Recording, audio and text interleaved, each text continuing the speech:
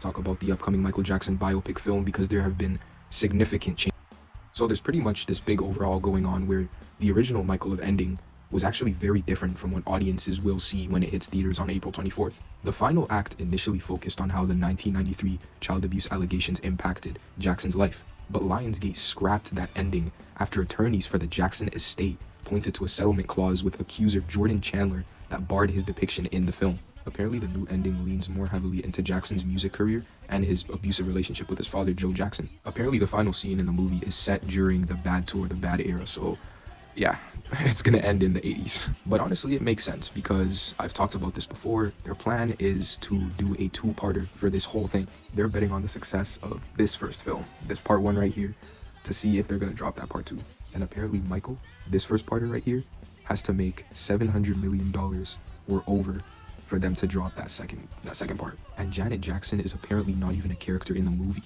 There has been some family drama reported around private screenings. Allegedly, there's been tensions between Janet and Jermaine, which is one of the Jackson brothers. The movie is produced with involvement from the Michael Jackson estate, but Janet had no role in its production, and apparently she declined an offer to participate. So it seems the biopic is focusing more on Michael's solo journey and only like certain family dynamics or relationships like with his father, and well, that makes sense, rather than a full ensemble Jackson family story.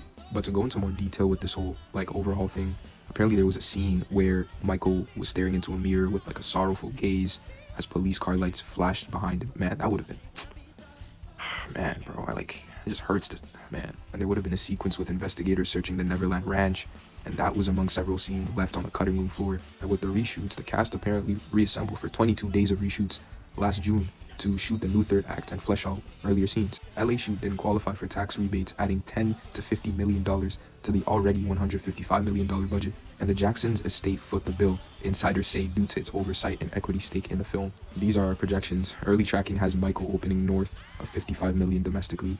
This would top Bohemian Rhapsody, which was $51 million, as the biggest musical biopic debut.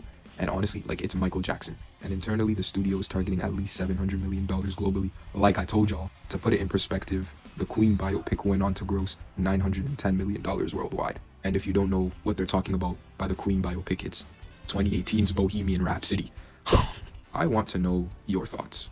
What are your thoughts? Feel free to comment, like, and follow for more content. And as always, send in love. Y'all stay blessed.